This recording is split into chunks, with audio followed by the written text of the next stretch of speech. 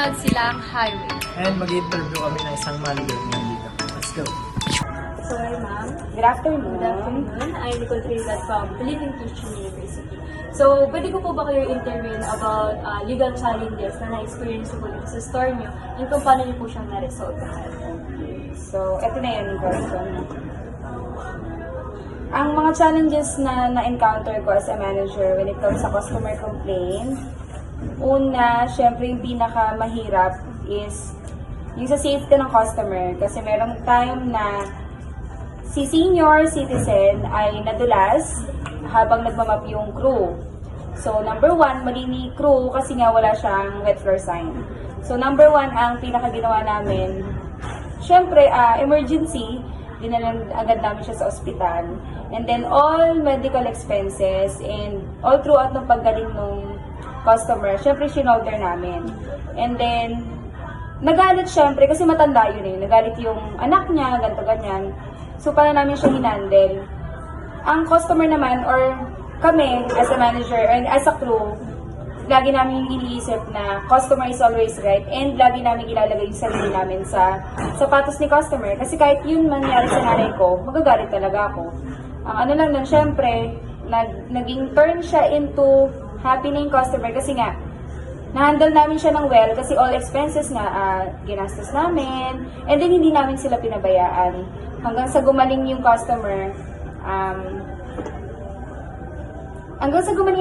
tinulungan namin siya. And then, ayun, kinalauna, naging okay naman and nagpasalamat din naman sa akin yung matanda and then syempre yung anak niya na kasi nga inalagaan namin yung nanay niya. And then, next, we have another issue naman. Safety rin siya kasi yung anak naman niya nakakain daw ng hilaw na nuggets. Ayun ang in-order niya. So, via drive-thru, nag-raita siya. And then, unang-una namin ginawa ay pinadala namin yung, sabi niya kasi yung nuggets pa rin nandun pa eh. So, pinadala namin sa kanya, sa store namin, tapos, tinanong namin kung ano yung nararamdaman ng bata. Nagsusuka nga daw, ganito, ganyan. Nag-investigate kami, nag-review kami ng CCTV, kung ano yung baka may mali sa procedure ng crew, ganito, ganyan. Pagkakita namin, wala eh. Pero ang sinasabi kasi ni customer, yun lang yung huling kinain ng anak niya. Kung tatanungin nyo, bakit parang inaccept agad namin na mali namin? Kasi nga, lagi namin sinasabi pag naka-duty kami, and lahat naman yan sa mga fast food chain or service industry, na customer is always right. And kung ano man yung sinasabi nila or nararamdaman nila sa amin is na binavalue namin. Kasi yan, ginawa lang din namin, medical assistance, lahat, pati yung, hindi kasi siya nakakapasok ng school, kami yung kumausap sa teacher, nagawa kami ng letter.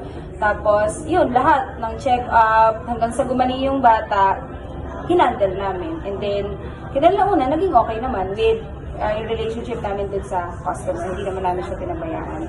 Then, pangatlo naman is, palagi namin na-encounter missing item.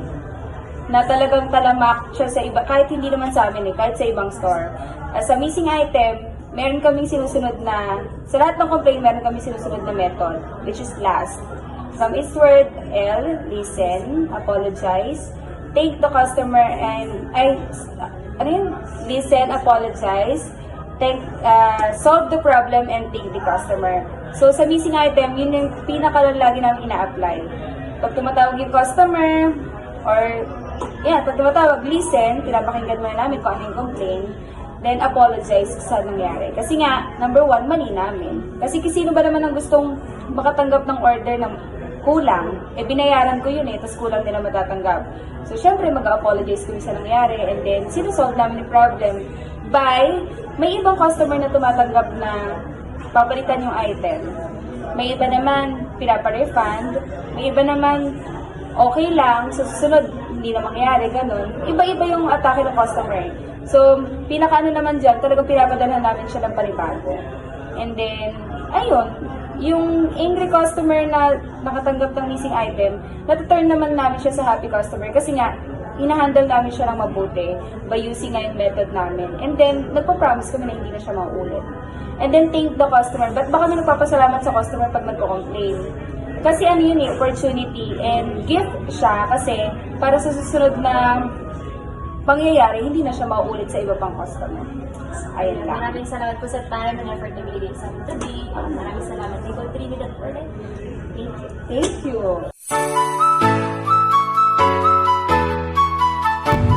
Guys, so ngayon papunta na kami sa next destination which is sa Biga McDonald's. Successful ang first interview.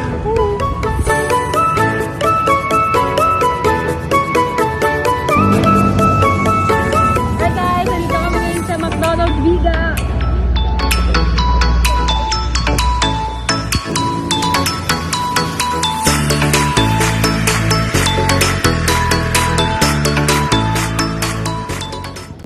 My name is Samantha Flores. I'm the CEM department here ng McDonald's Biga.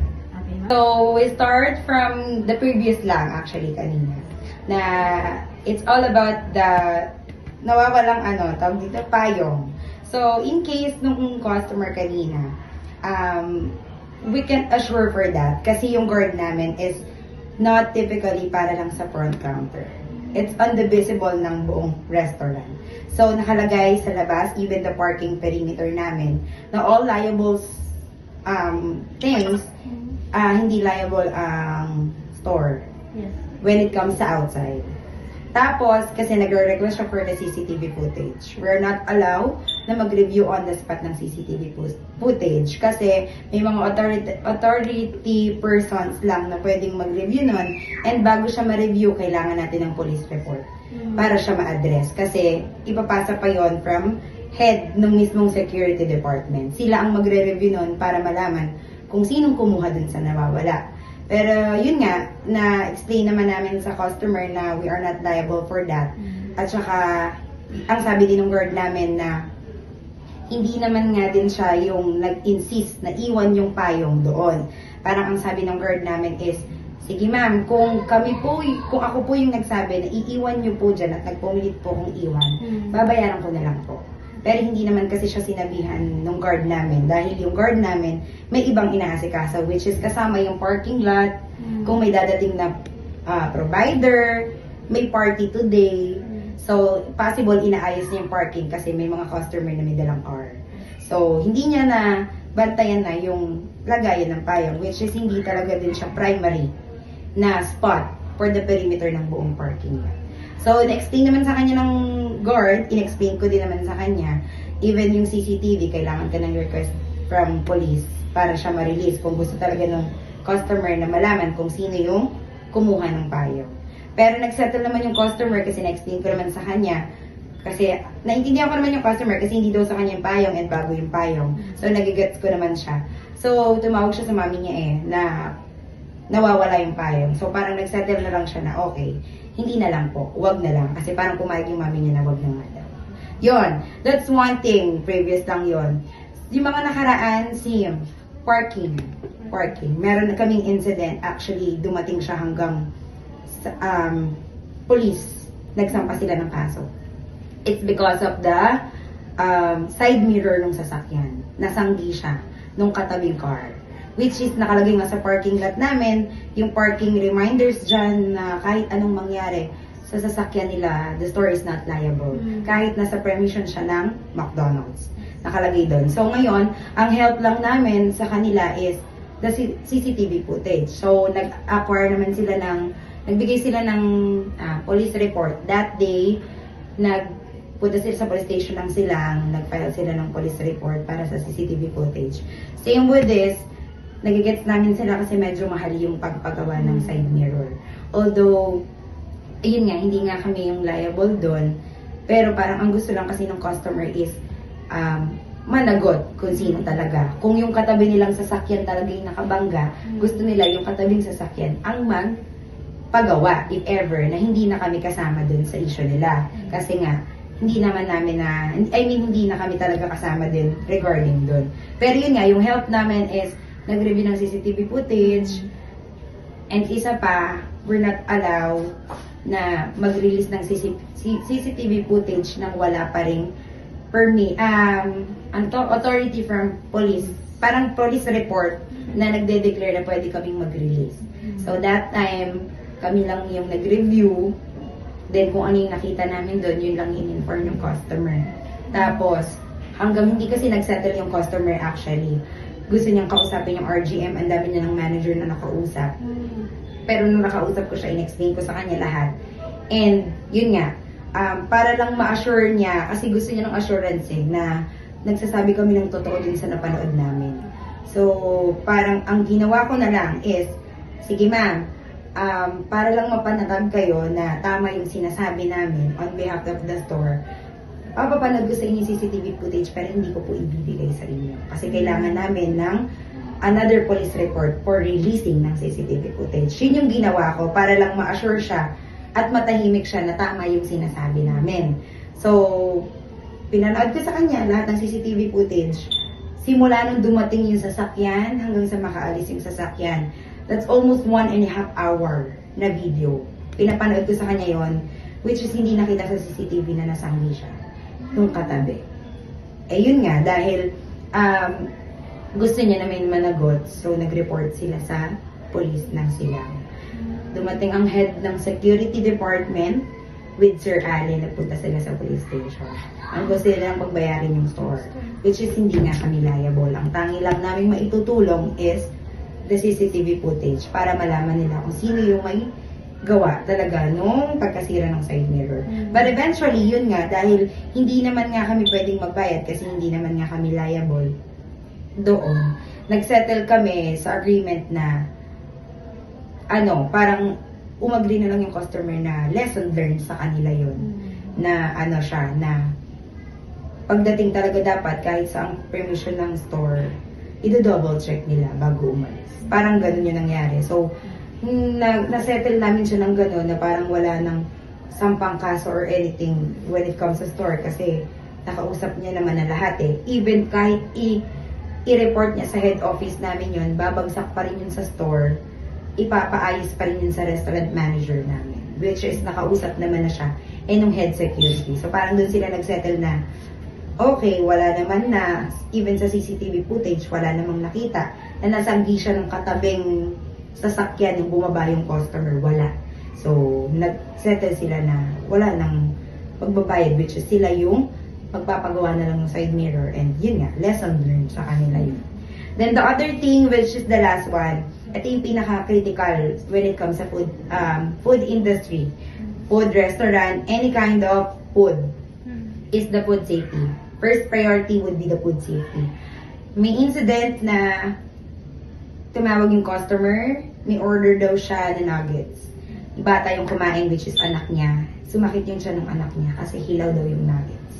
So, syempre, pag ganon, hindi mo naman pwede kami na i-accept agad na hilaw yun. So, that's mag-due process pa yan, yung part of investigation, kung ano ba namin, nasunod ba namin yung protocol, procedure, standard procedure sa pagluluto, when it comes sa wearing ng gloves, kasi may mga ganon, wearing ng proper equipment.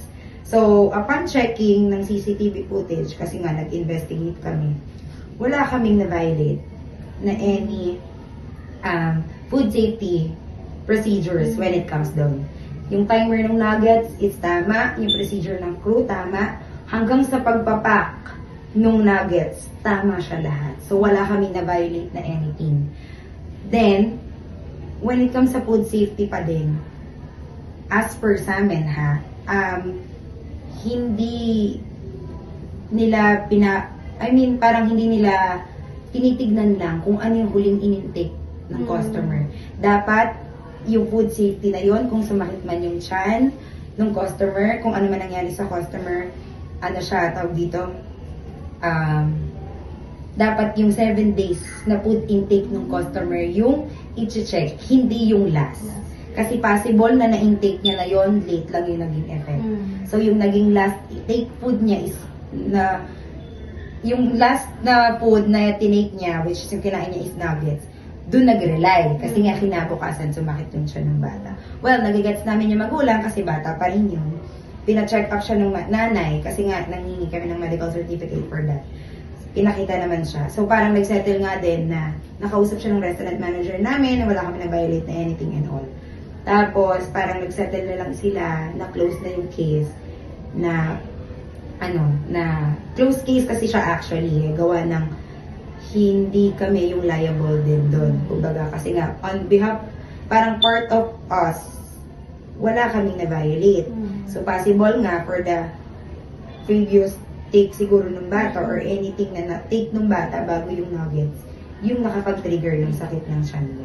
So, parang nangyari na lang, naging okay siya. We apologize, syempre, sa mga ganyang bagay, lalo na pag food safety and health issues. Tapos, parang nilast, na lang nung RGM namin is, na lang, ni-refund. Para lang din, matapos. And, although kahit wala naman kami kasalanan sa part na yun, nag-insist na lang kami na i-refund siya para ma-settle yung issue. And yun naman, nag-agree naman yung customer when it comes to that kasi isang araw lang sumakit yung siya ng bata, parang kinabukasan naging okay din naman. So yun, parang in-assure lang din namin, syempre, we make sure na sa mga susunod din na procedures and all, tama talaga yung ginagawa namin. And upon naman sa checking, all the crews are, ginagawa naman yung standard procedure ng McDonald's mismo.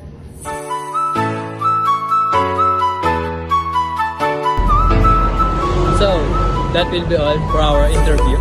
Thank you guys sa pakikinig. Napaka-angas! Let's go!